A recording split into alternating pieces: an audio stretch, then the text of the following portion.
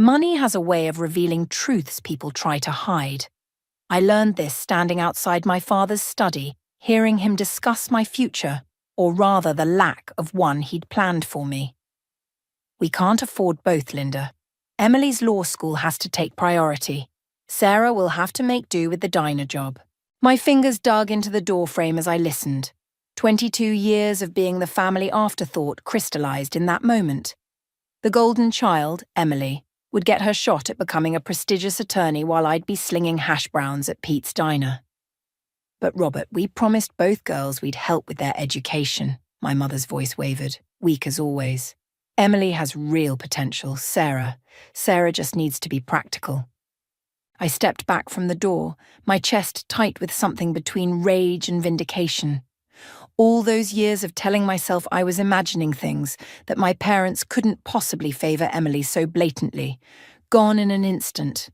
The house felt suffocating. I grabbed my keys and jacket, needing to escape before I did something stupid like confront them right then. But fate had other plans. Sarah, where are you going? Emily appeared at the top of the stairs, perfect as always in her designer outfit. Mum's making dinner. Family night, remember? I almost laughed. Family night? What a joke. Not feeling well, I managed, heading for the door. Wait, Emily descended the stairs, concern etched on her face. Is everything okay? You look upset. Everything's fine, just like always, perfect actually, just like you. She flinched at my tone.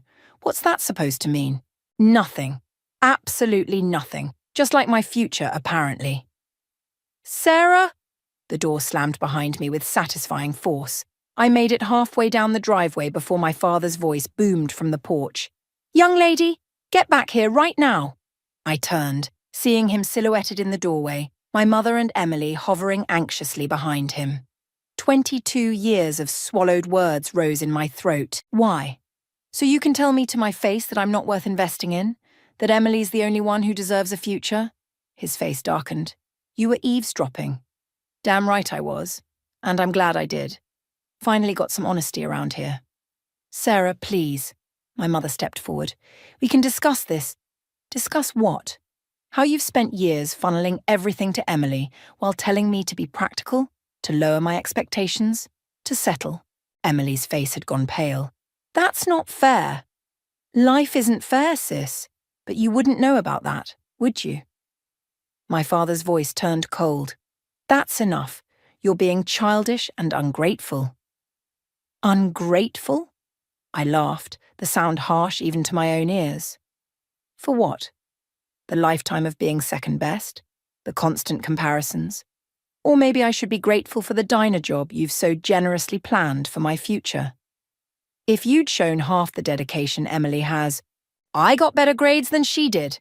I worked 2 jobs through high school while she went to dance lessons and tennis camp. I did everything right, and it still wasn't enough. Silence fell. My mother was crying now. Emily looked stricken.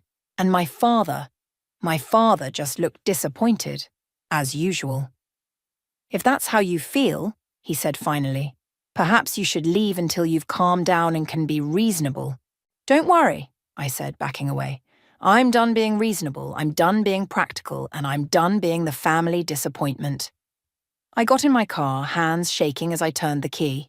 Through the windshield, I could see them still standing there.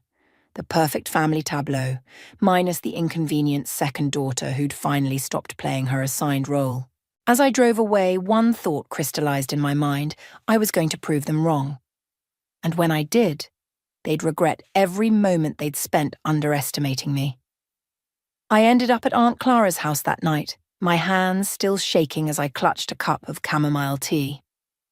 Her Victorian home had always been my sanctuary, filled with antiques and the lingering scent of lavender. Tonight, it felt like my last refuge. Your father called, Aunt Clara said, settling into her worn leather armchair. He seems to think you're being unreasonable. Of course he does. The tea burned my throat. Did he mention the part where they've saved nothing for my education? Or how they expect me to spend my life serving pancakes while Emily becomes a lawyer? Aunt Clara's eyes narrowed. No, he conveniently left that out. A knock at the door made me jump. Aunt Clara touched my shoulder as she passed, her grip surprisingly strong for a woman of 70. I heard murmured voices, then my mother's distinctive pleading tone. "Sarah, please, we need to talk." I set down my cup with enough force to splash tea onto the antique coffee table. "There's nothing to talk about." My mother appeared in the doorway looking smaller than usual. "Your father didn't mean—" "Yes, he did." I stood up. "He meant every word. He always has." "You're both upset. If we could just sit down as a family." "We're not a family. We're Emily's support system, and I'm just the backup plan that never quite measured up." Aunt Clara returned, her face set in lines I recognized from childhood, the expression she wore when she was about to shake things up. "Linda," she said, "sit down. We need to discuss some things." My mother perched on the edge of the sofa, twisting her wedding ring. "Clara, this is between us and Sarah." "No, it's not." Aunt Clara opened a drawer in her desk, pulling out a thick envelope. "Sarah, I've been waiting for the right moment to give you this. I suppose that moment is now." The envelope felt heavy in my hands. Inside was a bank statement showing an account in my name, with a balance that made my eyes widen. "I started saving for both you girls when you were born," Aunt Clara said. "Your parents knew about Emily's fund, but I kept yours separate. I had a feeling you might need it more." My mother's face went pale. "Clara, you had no right." "I had every right. I've watched for years as you and Robert poured everything into Emily while Sarah fought for scraps of attention. Well, now she has options." The numbers on the statement blurred as tears filled my eyes. College tuition, a future, freedom. "You can't do this," my mother whispered. "I already have." Aunt Clara's voice was steel wrapped in silk. "Sarah, the money is yours. No strings attached. You can use it for college, start a business, whatever you choose." My mother stood abruptly. "Robert will hear about this." "Good," Aunt Clara replied. "Tell him his sister sees exactly what he's done to his daughters. Both of them." After my mother left, slamming the door behind her, I sat in silence, staring at the statement. "Why didn't you tell me sooner?" I finally asked. "I wanted to see if they'd do the right thing on their own." Aunt Clara sighed. "I should have known better. Emily's fund is separate and safe. This isn't about punishing her, Sarah. It's about giving you the chance you deserve." I thought about Emily, golden child Emily, who'd never had to wonder if she was enough. "They'll try to make me share it with her." "They can try." Aunt Clara's smile was sharp. "But the account is in your name only. I made sure of that." Looking at her, I saw the steel beneath her gentle exterior. She'd been playing the long game, watching and waiting, preparing for this moment. "What do I do now?" I asked. "Whatever you want. That's the beauty of it." She leaned forward. "But might I suggest starting with that business degree you've always dreamed about?" For the first time since overhearing my father's words, I felt something like hope, but mixed with it was something darker, a determination to show them exactly what their practical daughter could do. "They'll never forgive you for this," I said. Aunt Clara's laugh was dry as autumn leaves. "My dear, at my age, forgiveness is far less interesting than justice. Now, shall we look at college applications?" I smiled, feeling the weight of the envelope in my hands. It wasn't just money, it was ammunition. And I intended to use every bullet. 3 months into my first semester at business school, Aunt Clara called with news that made my coffee go cold. Emily's perfect life was imploding, and for once I had a front-row seat to the disaster. "Mark was arrested this morning," Aunt Clara said, her voice crackling through the phone. "Securities fraud. It's all over the local news." I switched to speaker and pulled up the news site. There he was, Mark Johnson, Emily's boyfriend of 2 years, being led out of his investment firm in handcuffs. The golden boy who'd charmed our parents at every family dinner was now accused of running a Ponzi scheme that had cost his clients millions. "Emily must be devastated," I said, surprised to find I meant it. "That's not all." Aunt Clara paused. "She knew Sarah. She worked in the firm's legal department. They're investigating her involvement." The satisfaction I'd expected to feel didn't come. Instead, my stomach twisted. How bad is it? Your father's firm is distancing itself. They've put her on indefinite leave. Your parents… Another pause. They're selling the lake house to cover her legal fees. The lake house? The same one they'd refused to mortgage for my education. My phone buzzed with another call, Emily's number. I declined it, watching as it immediately lit up again. She's been trying to reach you, Aunt Clara said. I'm not ready to talk to her. Sometimes people surprise us, Sarah, even the ones who've hurt us most. I ended the call and sat in silence, watching Emily's name flash on my screen again and again. Finally, I picked up. Sarah? Her voice was raw, nothing like her usual polished tones. I need your help. That's new. I deserve that. She took a shuddering breath. But please just listen. I can't talk to Mom and Dad about this. They wouldn't understand. Understand what? That their perfect daughter isn't so perfect? That I knew what Mark was doing, and I looked the other way. The words tumbled out. I found discrepancies in the paperwork months ago. He convinced me it was just aggressive investment strategy, that everyone did it. I wanted to believe him. Why are you telling me this? Because you're the only one who won't be shocked that I failed. Her laugh was bitter. You've been expecting it all along, haven't you? I thought about all the times I'd wished for this, for Emily to fall, for our parents to see her flaws. The reality felt hollow. The investigators, she continued, they're offering a deal. If I testify against Mark, they'll grant me immunity. But Mom and Dad, they keep talking about loyalty, about standing by him. They don't understand what he really is. And what's that? A monster in an expensive suit, her voice cracked. Just like I was a fraud in designer clothes, pretending to be something I'm not. I closed my eyes, remembering all the perfect family photos. Emily always front and center, me relegated to the edges. Why should I help you? Because you're smarter than me, Sarah. You always were. You saw through everything.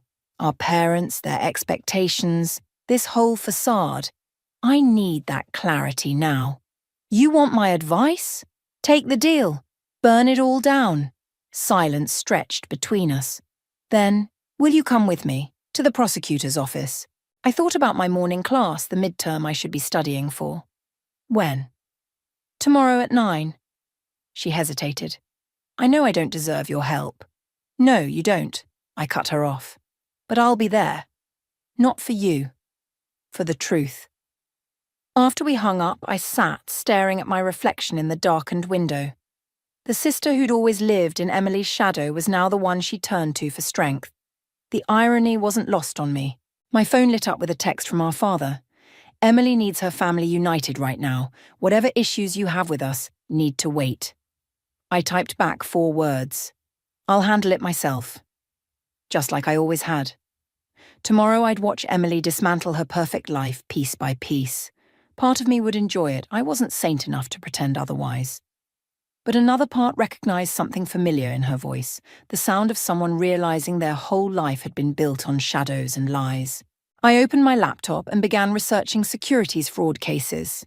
If Emily was going to burn it all down, I'd make sure she did it right. After all, revenge is a dish best served with impeccable legal documentation. The Dean's List notification arrived the same morning as Emily's sentencing. I stared at both messages on my phone, wondering if this was Karma's idea of poetry.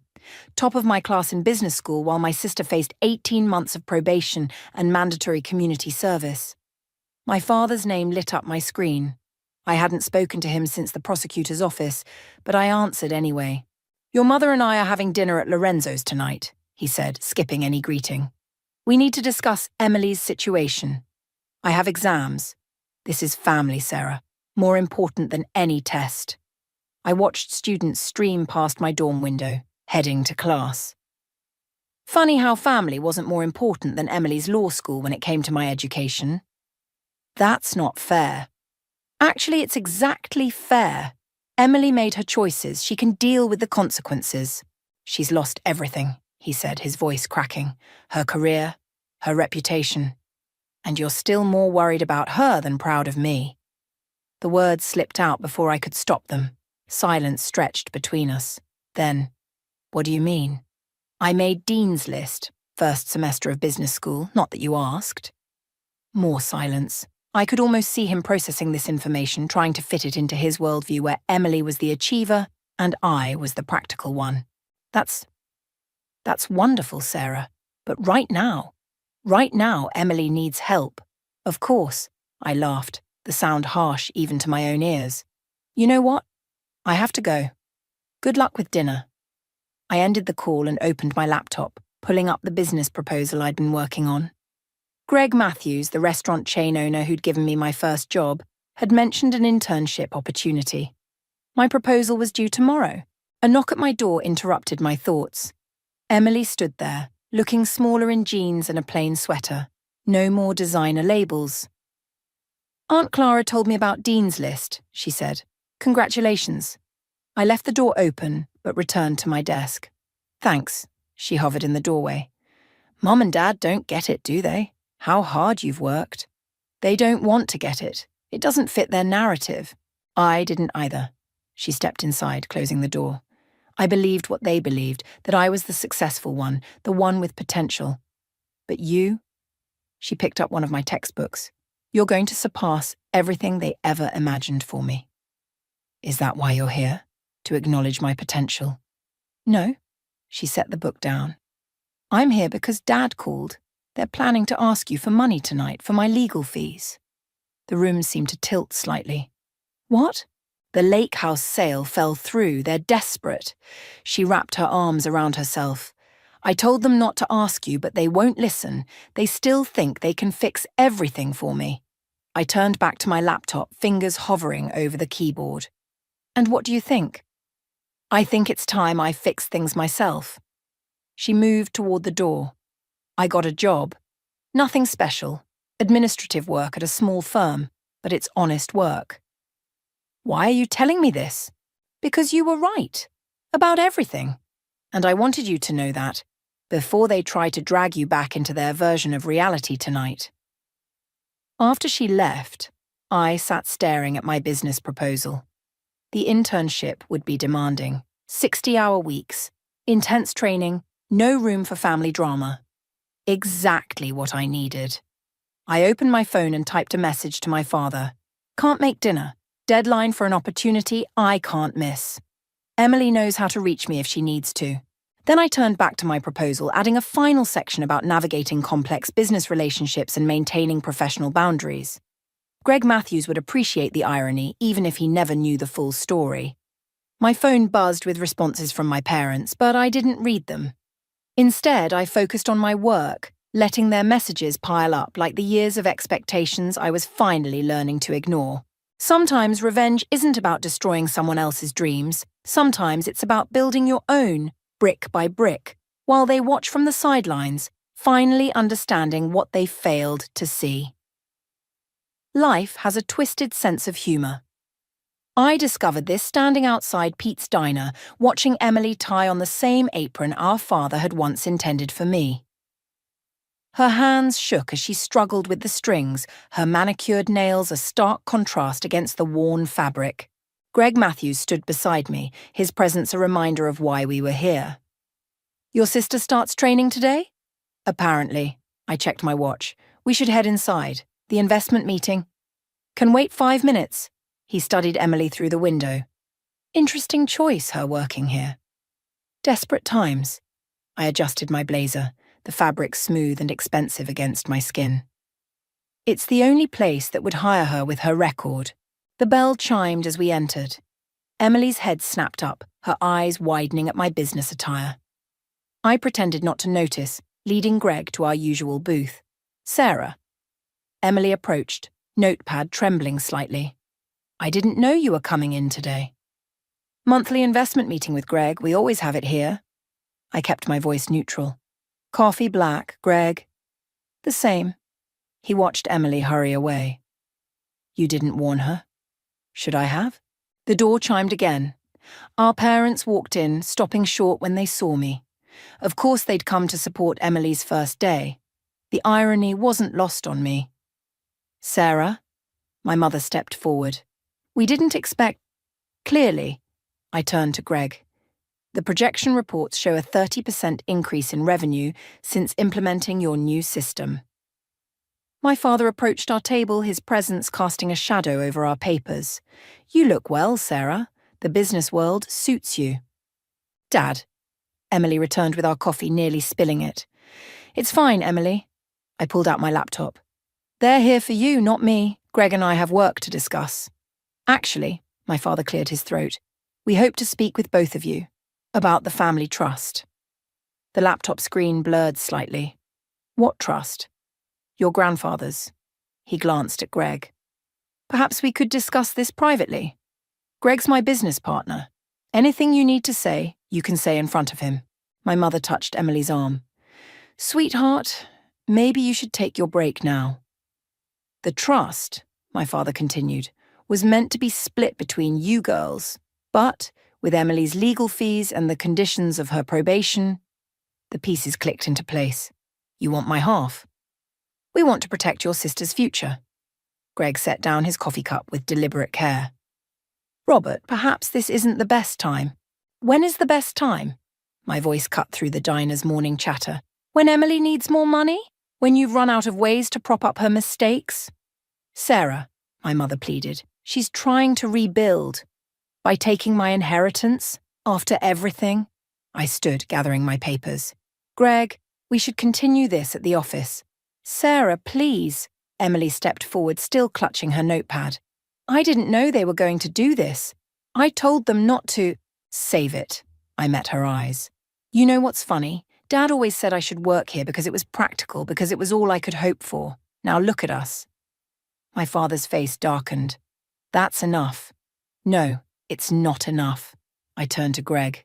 You know why I work so hard? Why I've doubled our profits in 6 months? Because they taught me that nothing would ever be handed to me. And they were right. The diner had gone quiet, other customers pretending not to watch the drama unfolding. Keep the trust, I said, gathering my things. Consider it payment for showing me exactly who I could become by being nothing like any of you. Greg followed me out, waiting until we reached the car to speak. That was quite a scene.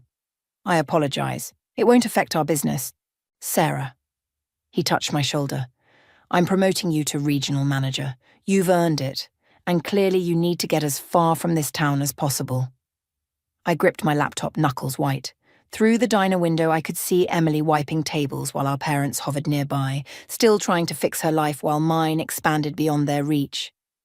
When do I start? How fast can you pack? I smiled, feeling lighter than I had in years. Sometimes the best revenge isn't about getting even, it's about getting away. 6 months into my role as regional manager, Aunt Clara died. The news came via text from Emily, of all people. 3 words that shattered my carefully constructed new life. Aunt Clara's gone. I stood in my office overlooking the Chicago skyline, my reflection ghostly in the window. The quarterly reports I'd been reviewing blurred into meaningless shapes. My phone buzzed again. Emily. The funeral's Saturday. She left something for you. I booked the first flight home, arriving to find my parents' car already in Aunt Clara's driveway. Of course they'd be here, probably already dividing up her possessions like they'd tried to divide my inheritance. The key was still under the ceramic frog where she'd always kept it. Inside, voices drifted from her study. We have to tell her, my mother was saying, before she finds out some other way. Tell me what? I stepped into the doorway. They jumped, guilty faces turning toward me. Emily sat in Aunt Clara's chair, holding a familiar envelope. Sarah, my father stepped forward. We didn't expect you so soon. Clearly. I noticed the open safe behind the desk, papers scattered across the surface. What are you doing? Emily held up the envelope. Aunt Clara left letters. And recordings. And she recorded everything, my mother whispered. All our conversations about you and Emily, about the college fund, about how you planned to use me as Emily's backup plan. The words tasted bitter. I already knew that. No, Emily's voice cracked. About how they planned to use both of us, how they manipulated everything, played us against each other. Even Aunt Clara's money was part of their plan. The room tilted slightly. What? My father reached for me. Sarah, we can explain. Don't touch me. I snatched the envelope from Emily. Inside was a USB drive and a letter in Aunt Clara's elegant handwriting. My dearest Sarah, it began. By now you've discovered that your parents' manipulation runs deeper than you imagined. The money I gave you wasn't just savings. It was evidence. Every transaction, every conversation recorded. Your father's firm has been embezzling funds for years, using both you and Emily as unwitting covers. The letter dropped from my trembling hands. You used us. Both of us. We were trying to protect the family, my father said. The firm was failing. So you set Emily up with Mark, knowing he was running a Ponzi scheme. Let her take the fall while you cleaned up the evidence. Emily made a small, broken sound. They knew. All along they knew what Mark was doing. And me? I turned to my mother. Was anything real? Or was I just another piece in your game? We're still your parents, she pleaded. Everything we did was for the family. I laughed, the sound harsh and foreign. No, it was for you. For your reputation, your lifestyle, your precious image. My phone buzzed. Greg Matthews calling. Probably wondering why his regional manager had suddenly flown cross-country without explanation. Sarah, Emily stood up. Aunt Clara left something else. Evidence that could expose everything. She wanted us to decide together what to do with it. I stared at my sister, seeing not the golden child who'd had everything handed to her, but another victim of our parents' schemes. You knew, I said to Emily, about the recordings. That's why you've been reaching out. She nodded. Aunt Clara told me last month she wanted us to know the truth before she couldn't tell us herself. My phone buzzed again. Greg's name flashed on the screen, a reminder of the life I'd built, the success I'd achieved thinking it was all to prove my parents wrong. But they'd known. They'd planned it all, probably counting on my drive to succeed, on Emily's fall from grace, on our predictable reactions to their careful manipulations. Sarah, Emily's voice was small, what do we do now? I looked at our parents, these strangers who'd orchestrated our entire lives like some twisted chess game, then at Emily, who'd lost everything only to discover she'd never really had it to begin with. My phone buzzed a third time. We do what Aunt Clara wanted, I said finally. We decide together, but this time we make our own moves. The USB drive felt heavy in my hand, carrying the weight of truths that could destroy what remained of our family, or finally set us free. The conference room at Matthew's Restaurant Group felt too small for the weight of what we were about to do. Emily sat beside me, her waitress uniform replaced by a borrowed business suit, while Greg Matthews studied the USB drive's contents displayed on the projection screen. This is more than embezzlement, Greg said, pausing on a particularly damning spreadsheet. Your father's firm was running a sophisticated fraud scheme for years, using both his daughters as unwitting accomplices, Emily added, her voice hollow. The perfect cover story. The door opened. Our parents walked in, followed by their lawyer. My father's confident stride faltered when he saw Emily sitting beside me. What is this about, Sarah?